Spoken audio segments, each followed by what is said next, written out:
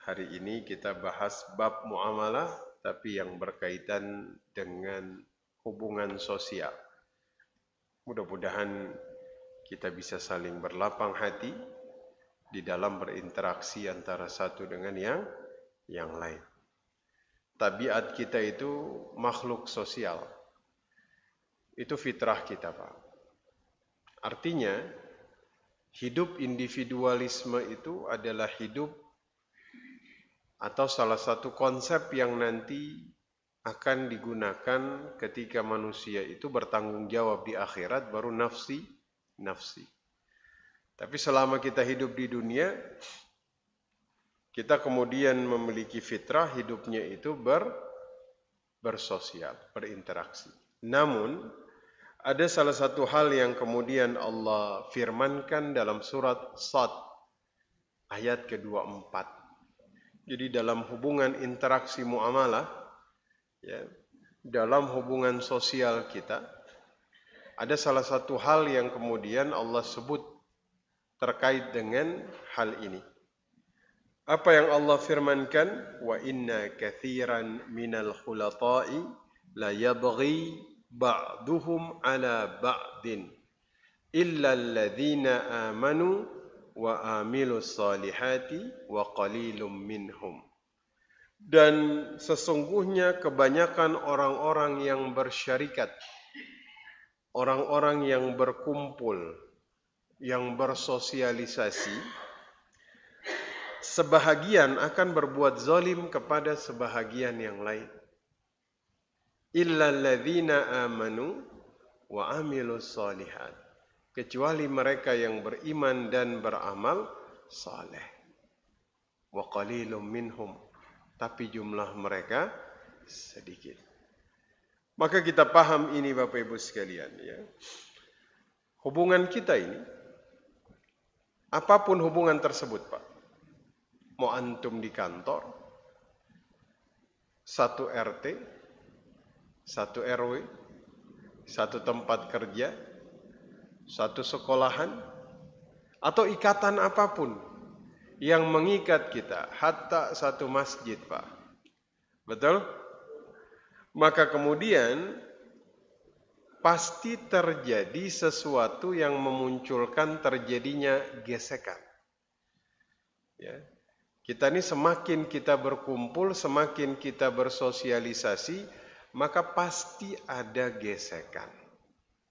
Ya, makanya kalau kita mengatakan, kalau ada manusia yang selamat dari gesekan dan kezaliman, pastilah itu para nabi.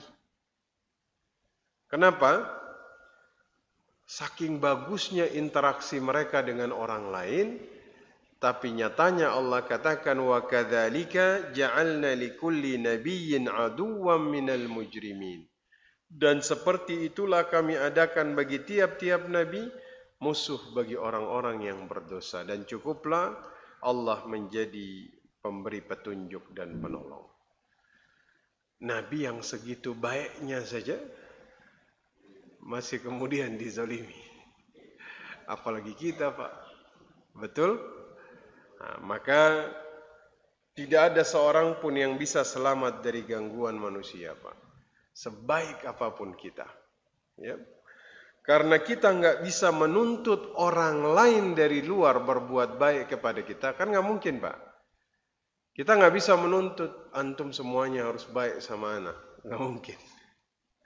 Maka disinilah kemudian kita harus pandai-pandai bersikap.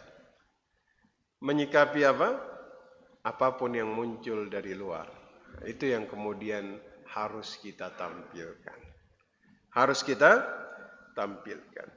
Bukan berarti misalnya Pak, ada orang tuh dia nggak mau berinteraksi, nggak mau bersosialisasi karena dia nggak tahan dengan hal-hal yang muncul dari luar. Dia nggak tahan. Ngapain saya kumpul di RT, di RW? Ya. Kadang-kadang muncul inilah itulah. Padahal Nabi itu mengatakan, al-mu'minul ladzi, seorang mukmin yang yukhalitun nas, dia itu suka ngumpul, Pak. Dia suka berinteraksi. Wa yasbir ala adzahum. Dan dia itu sabar. Jadi dia berkumpul, dia berinteraksi, dia bersosialisasi, walaupun nanti ada muncul beginilah, begitulah, ini, itulah, dan dia sabar.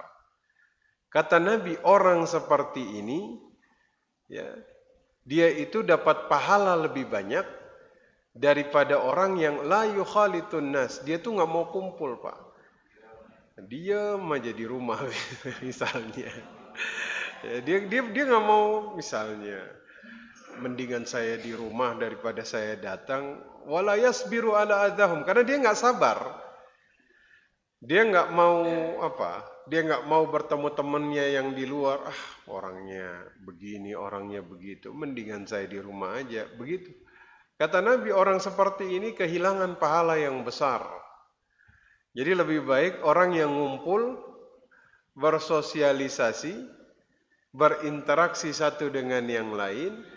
Walaupun ada hal-hal yang kemudian membuat dia nggak nyaman, dia sabar dengan itu. Pahalanya lebih banyak. Jadi lebih baik ngumpul apa kagak ngumpul, Pak? Nah, mangan orang mangan ngumpul. Itu yang terbaik. Makanya pada pagi hari ini Bapak Ibu sekalian, ini yang kemudian kita bahas ya, mudah-mudahan muamalah kita. Khusus yang kita bahas pagi ini muamalah yang bukan berkaitan dengan harta tapi interaksi kita. Mudah-mudahan ini semakin menguatkan ukhuwah kita.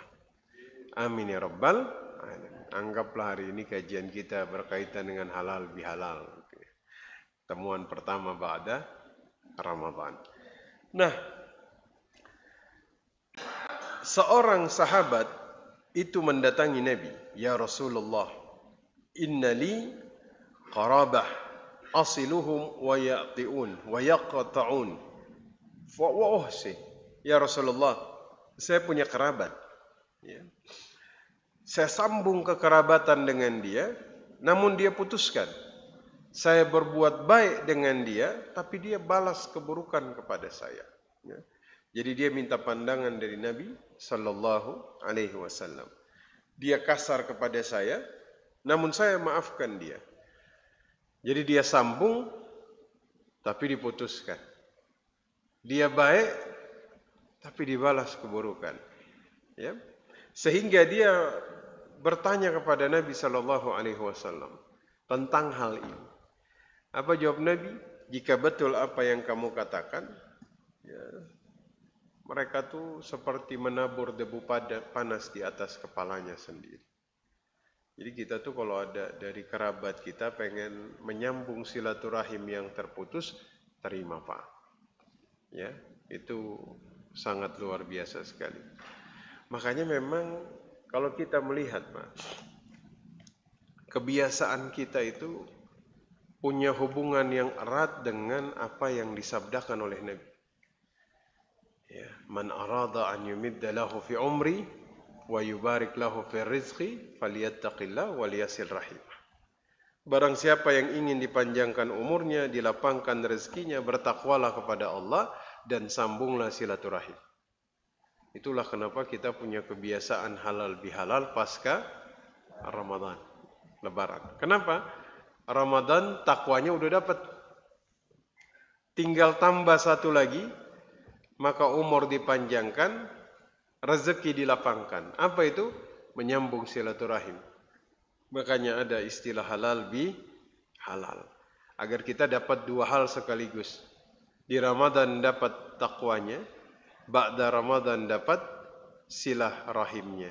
Sehingga dia dapat pahala yang sangat banyak di situ. Ya.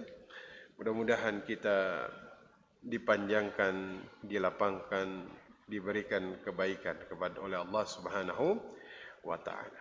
Maka ada beberapa hak terkait dengan muamalah kita. Interaksi sosial kita yang harus kemudian kita wujudkan. Ya, karena persaudaraan itu nikmat, Pak. Ini harus kita jaga agar keberkahan itu senantiasa turun di dalam kehidupan kita. Hak yang pertama, la tadkhulul jannah hatta tu'minu. Tidak akan masuk surga sampai kalian itu beriman. Itu syarat pertama, Pak.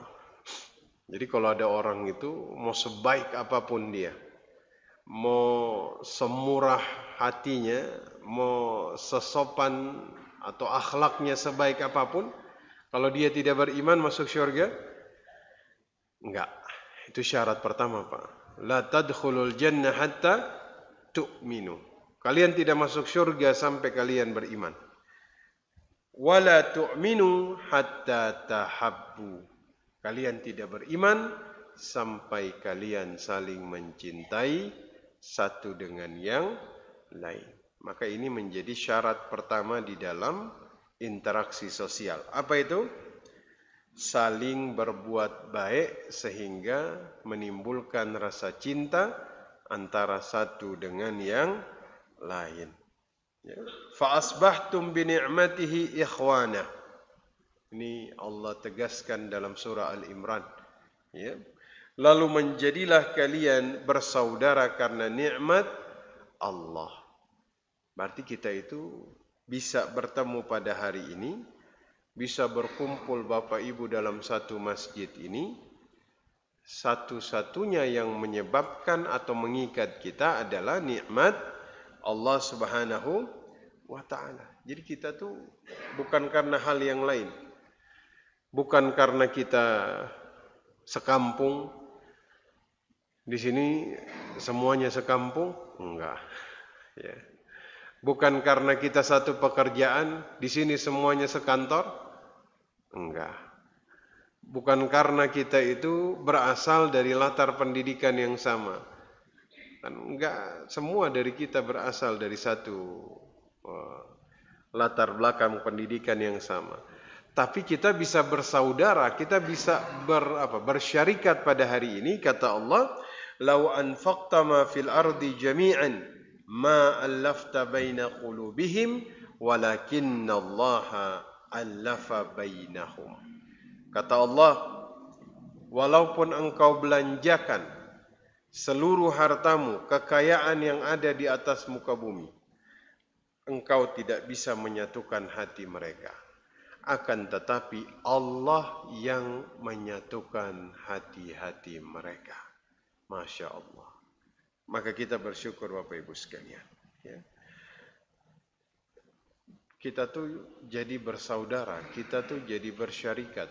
Ya. Berada di satu masjid, berada di satu komplek, berada dalam satu naungan mau organisasi lah, mau apa, itu semuanya apa yang kemudian Allah ikat di dalam diri kita. Bukan karena antum punya uang yang banyak, bukan. Bukan karena antum punya kekuasaan yang tinggi, bukan. Ya, buktinya orang punya kekuasaan dicintai. Setelah enggak punya kekuasaan, masih dicintai? Masih? Tergantung ya Pak ya. Tapi biasanya yang terjadi gimana? Ada orang dicintai karena harta. Jika hartanya habis, berakhir juga cintanya. Betul? Apa itu istilah? Ada gula, ada semut. Gula nggak ada, semut pun hilang. Betul? Satu-satunya yang mengikatnya cuma Allah. Ya. Oleh sebab itu, maka hak yang pertama Bapak Ibu sekalian adalah saling mencintai karena Allah. Bukan karena hal yang lain. Dan ini wajib hukumnya. Ini wajib hukumnya. Sampai Nabi mengatakan, la yu'min ahadukum hatta yuhibba li akhi ma yuhibbu li nafsi. Tidak beriman kalian sampai kalian menyukai, mencintai, menginginkan kebaikan bagi saudara kalian, kebaikan yang sama yang kalian sukai kepada diri kalian. Saya pernah menyampaikan ini, dan ini penting sekali. Ya, berapa banyak orang yang menginginkan kebaikan bagi saudaranya, Pak? Ada yang menginginkan kebaikan itu hanya untuk dirinya saja. Betul? Sedikit yang menginginkan kebaikan bagi orang lain. Ya, kalau orang-orang manusia, umat Islam mengamalkan nasihat ini, maka dunia ini aman, tentram, damai. Tidak ada yang namanya perang, tidak ada yang namanya gesekan, tidak ada yang namanya pertikaian. Ya, ini hadis kalau kita bawa bagaimana mereka berinteraksi dalam jual beli, mempraktekkan hadis ini, oh itu luar biasa Pak. Dagang tuh yang dia inginkan semua orang untung. Kenapa? Karena tidak beriman seseorang sampai dia menginginkan kebaikan bagi saudaranya, kebaikan yang sama yang dia inginkan bagi dirinya sendiri. Masya Allah, mudah-mudahan Allah berikan ini kepada kita. Amin ya rabbal alamin. Bahkan orang yang punya sifat ini, itu dikatakan balasannya syurga Pak. Balasannya apa? Syurga. Ya, Masya Allah. Jadi ketika dia sukses, dia pengen orang lain juga sukses. Ya. Jika dia berhasil, dia juga ingin orang lain berhasil. Jika dia dapat kebaikan, dia ingin orang lain juga mendapat kebaikan. Nah, maka lawan aks atau kontra dari sifat ini adalah senang lihat orang lain susah dan susah lihat orang lain senang. Masya Allah. Mudah-mudahan kita tidak termasuk golongan ini. Amin ya rabbal. Kita adalah orang yang senang melihat orang lain senang. Amin ya rabbal alamin. Faman ahabba ay yuzahzaha 'anil nar wa yadkhulal jannata falta'tihi maniyatuhu wa huwa yu'min billah wal yaumil akhir wal ya'ti ila an-nasi alladhi yuhibbu ay yu'ta ilayhi. Barang siapa ingin diselamatkan dari neraka, dimasukkan ke dalam syurga, hendaknya ketika ajal mendatangi dirinya, dia dalam keadaan iman dan dia memberi orang lain apa yang dia suka diberikan kepada dirinya. Masya Allah. Jadi ini jadi ukuran Pak. Ini jadi ukuran. Apa yang dia suka, itu yang dia kasih. Apa yang tidak dia suka, tidak dia kasih kepada orang lain. Karena ini jadi ukuran. Maka itu hak yang pertama Bapak Ibu sekalian. Mudah-mudahan bisa kita amalkan. Dulu Pak, di perang Yarmuk. Perang Yarmuk ini satu perang di mana anaknya Abu Jahal, itu namanya Ikrimah bin Abi Jahal, itu wafat. Ya, Ikrimah namanya. Dia jadi syuhada di sini. Dikisahkan Bapak Ibu sekalian, Ikrimah bin Abi Jahal, Suhail bin Amr.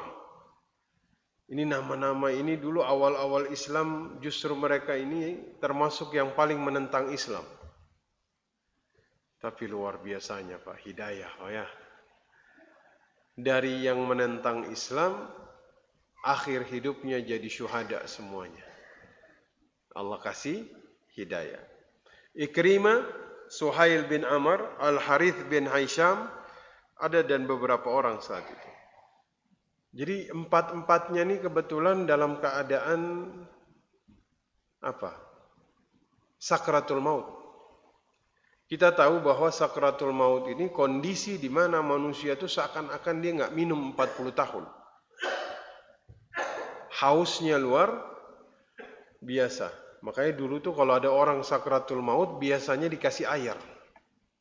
Karena dia tuh hausnya luar biasa Pak.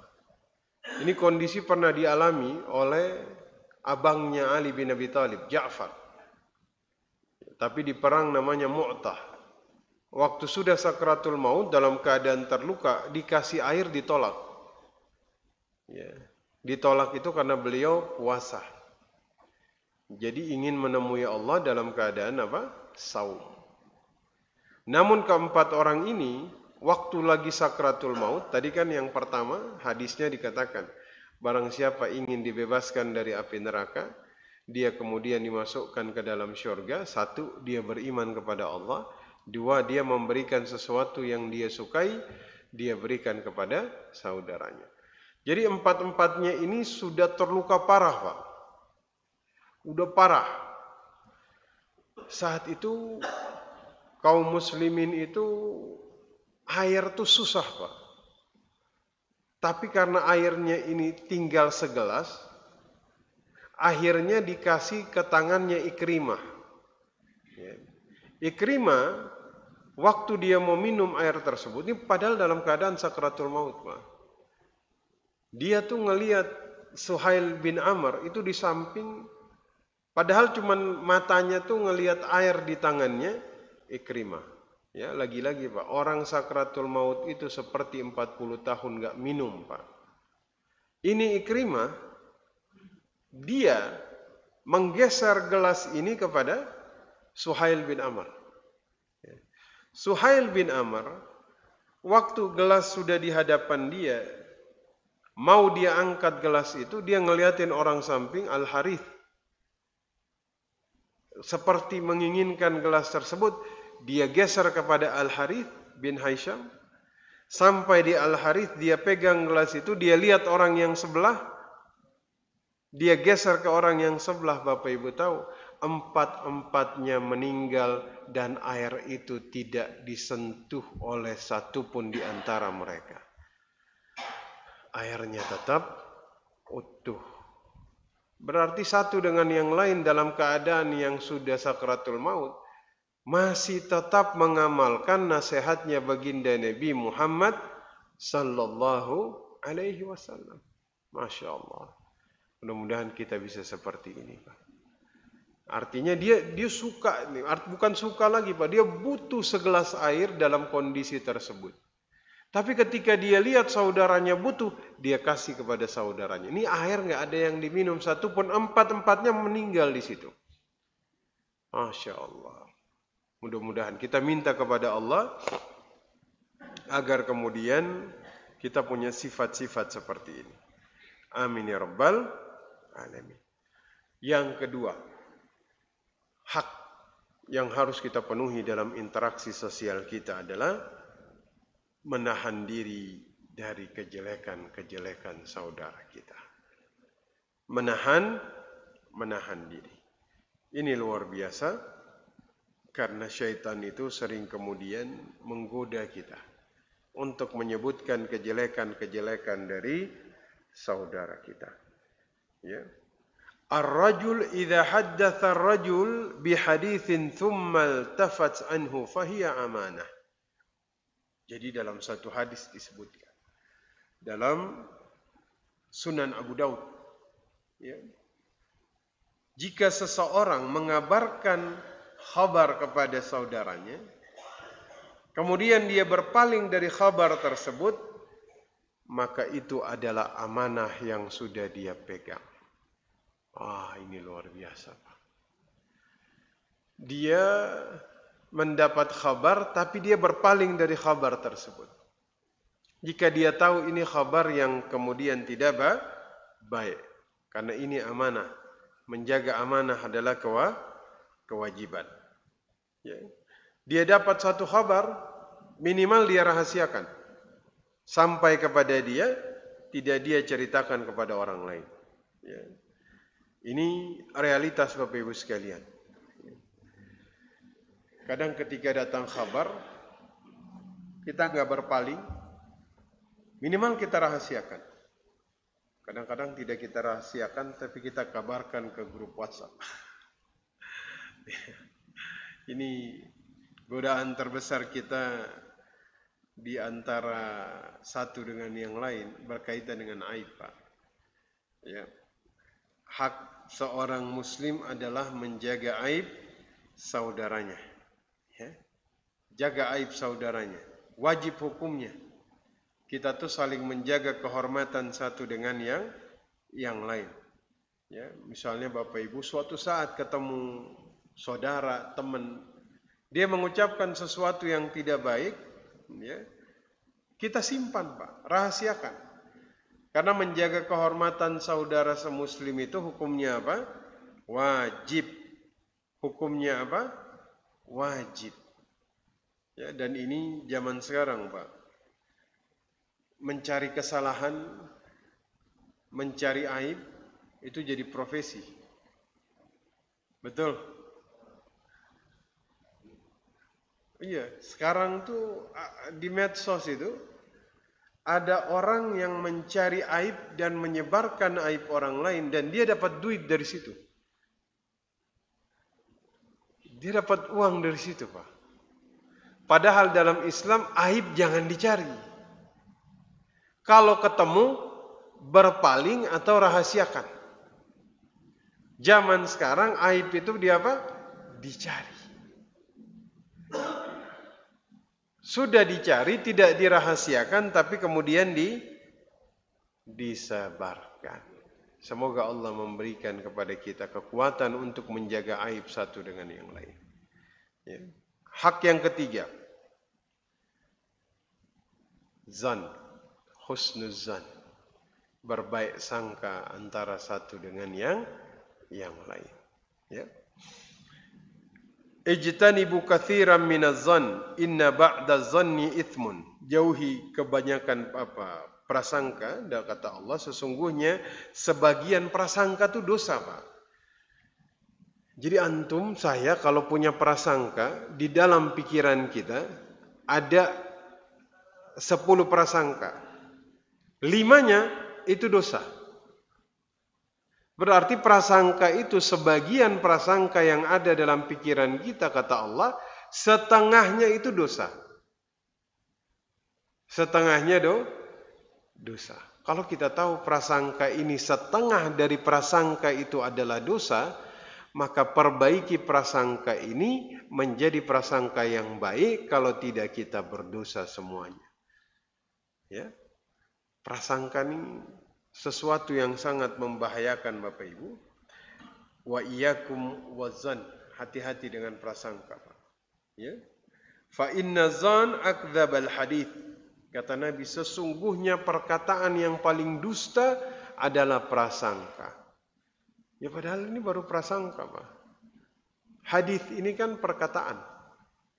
Ya, sesuatu yang sudah dilafazkan, sesuatu yang sudah diucapkan oleh mulut dan lisan kita. Kenapa Nabi mengatakan perkataan yang paling dusta adalah prasangka, Pak? Padahal prasangka itu adanya di mana, Pak? Dalam pikiran dan hati kita. Masih belum keluar, masih belum diucapkan, masih belum dikatakan, belum dikeluarkan, masih ada di dalam hati dan pikiran, tapi Nabi menyamakan dia dengan sesuatu yang sudah diucapkan, dan itu perkataan yang paling dusta, kata Nabi. Makanya kita, Bapak Ibu sekalian, jaga diri kita dari prasangka. Ya. Prasangka ini setengahnya itu dosa. Jadi kalau bisa prasangka yang ada di dalam diri kita adalah yang baik-baik saja. Makanya ini dimasukkan dalam bab hak sesama muslim untuk saling berprasangka. Ya. Kata Umar, la tazunanna bi kalimatin kharajat min akhika su'an wa anta tajidu laha fil khairi mahmalan. Jangan sekali-kali engkau menyangka dengan prasangka yang buruk terhadap sebuah kalimat yang keluar dari saudaramu, padahal engkau masih bisa membawa kalimat itu pada makna yang baik. Wah, ini dahsyat sekali ini ucapan Umar. Janganlah kalian berprasangka buruk terhadap satu kalimat yang keluar dari saudaramu, padahal engkau masih bisa membawa kalimat itu pada makna yang baik. Dulu, Pak, saya pertama nikah, Pak.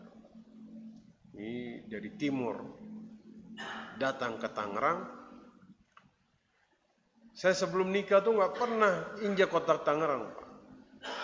Sekalinya menginjak kota Tangerang, langsung gak keluar-keluar dari Tangerang. Langsung jadi orang Tangerang.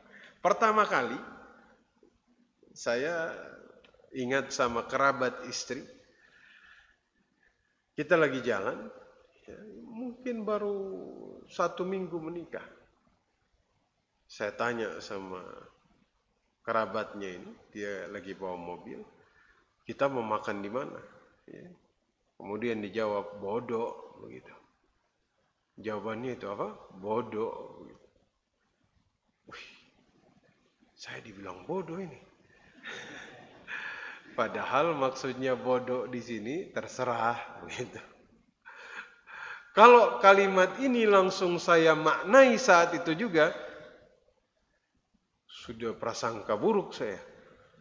Untung saya masih berhusnuzon membawa kalimat ini pada makna yang lebih baik. Mungkin ada makna yang saya tidak paham dari ucapan ini. Setelah saya tanya kepada istri saya orang Betawi, baru dia bilang, kadang-kadang orang Betawi bilang bodoh, itu artinya terserah. Alhamdulillah. Coba kalau tadi saya prasangka buruk, wah sudah. Ya. Benar, Pak. Ada makna tuh yang kita jangan langsung menghukumi, tapi husnuzon dulu. Ya kan? Sama kayak orang dari timur datang belanja di Jawa. Waktu dia lagi belanja, kata penjaga tokonya, kerasan Mas di sini. Langsung dia jawab, kalau kamu keras saya juga keras, katanya.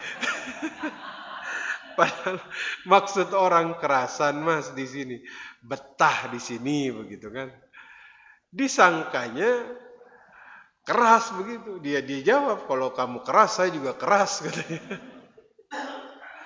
Makanya bayangkan Pak, Umar mengatakan jangan prasangka buruk terhadap kalimat yang keluar dari lisan saudaramu selama kamu bisa membawa kalimat itu ke makna yang lebih baik. Ya, ada satu pengendara mobil, dia turun dari tanjakan di atas. Ya, ketika dia turun, berpapasan sama pembawa mobil yang lain. Ya, terlihat dia panik, terus dia teriak, Pak, babi begitu. Maksud dia, hati-hati, karena kan tanjakan turunan. Jadi kan gak mungkin dia teriak ngejelasin, kan panjang. Maka dia teriak dengan singkat, hati-hati di atas tuh ada kumpulan babi, lepas begitu. Yang naik dia balas, kamu yang babi gitu kan. Padahal di atas ketemu dengan babi yang lagi lepas.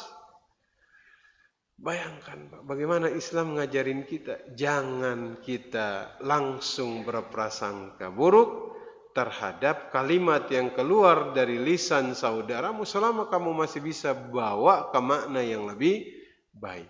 Agar apa? Agar kita tidak suuzan. Karena hak sesama muslim itu apa? Husnuzan. Husnuzan. Ya, mudah-mudahan kita bisa mengamalkan. Amin ya rabbal alamin. Sudah berapa itu, Pak? 3. Karena kita tuh harus saling mencari udzur.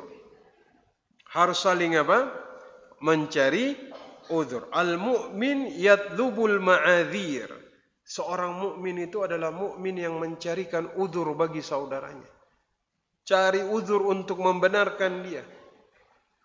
Si Pak ini kayaknya udah gak pernah lagi datang ngaji di masjid. Mungkin beliau lagi sakit. Tapi ana lihat beliau sehat. Mungkin lagi sibuk. Tapi ana lihat beliau gak lagi sibuk. Mungkin lagi punya urusan. Tapi ana lihat beliau gak punya urusan. Antum cari udzur. Benarkan dia. Untuk membela dia. Itu hal yang paling indah di antara interaksi kita, Pak. Carikan udzur. Masya Allah. Ini kalau di jalan kita saling mencari udzur, aman, Pak. Ya kan? Ketemu di jalan di klakson, dia buru-buru mungkin sakit perut. Betul? Tiba-tiba ada yang nyela, dia buru-buru ke kantor itu. Kalau telat sampai jam 9 dipecat rupanya. Cari udzur. Ya, mudah-mudahan bisa diamalkan. Amin ya rabbal alamin. Sudah berapa Bapak Ibu? 4. Sekarang yang kelima atau yang terakhir. Mudah-mudahan bisa kita amalkan sehingga ukhuwah ini berlanjut sampai ke akhirat. Amin ya rabbal alamin. Di antara hak antara satu dengan yang lain dalam bermuamalah adalah menghindari perdebatan. Menghindari apa? Perdebatan. Ya. Kita hindari perdebatan. Wajib bagi seorang muslim untuk menjauhi perdebatan. Ya. Man taraka mira'a wa huwa mubtilun banallahu baitan fil ard fi rabadil jannah.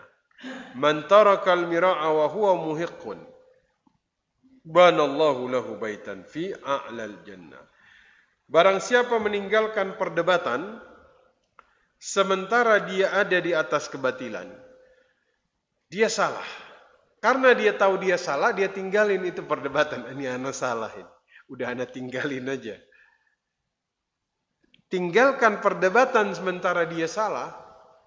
Kata Nabi Shallallahu Alaihi Wasallam, kadang kita nih debat, kita salah, kita nggak mau berhenti. Kenapa? Tanggung tat katanya. Harga diri ini. Walaupun dia salah. Tapi kata Nabi, kalau dia tahu dia salah, dia berhenti. Dia nggak mau debat udah. Iya aneh salah. Karena dia tahu dia salah. Apa yang dia dapatkan? Allah bangunkan rumah di pinggiran surga. Di pinggiran syurga. Ya. Ini ada yang lebih dahsyat. Man tarakal mira'a wa huwa muhiqqun. Kalau dia tinggalin debat, sementara dia tahu aneh benar ini. Dia tahu dia benar, tapi dia tinggalkan perdebatan, dibangunkan oleh Allah sebuah rumah di tengah-tengah syurga. Di tengah-tengah syurga. Lebih berat mana? Ninggalin perdebatan karena dia tahu dia salah atau ninggalin perdebatan karena dia tahu dia benar? Lebih berat ketika dia benar. Betul? Kalau dia tinggalkan karena dia tahu daripada debat nanti ukhuwah kita putus. Maka untuk menjaga ukhuwah saya tinggalkan perdebatan. Dibangunkan sebuah rumah di tengah-tengah syurga. Masya Allah. Apalagi kita di dalam satu hubungan sosial. Ini luar biasa Pak. Mudah-mudahan, karena kita tuh punya nafsu Pak. Nafsu yang paling berat adalah kemudian memenangkan perdebatan. Kadang-kadang kita debat untuk menunjukkan siapa yang akalnya paling baik. Ya. Oh, dia lebih unggul dalam satu permasalahan.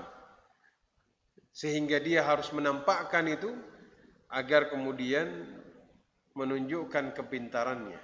Ya, Masya Allah. Mudah-mudahan kita bisa saling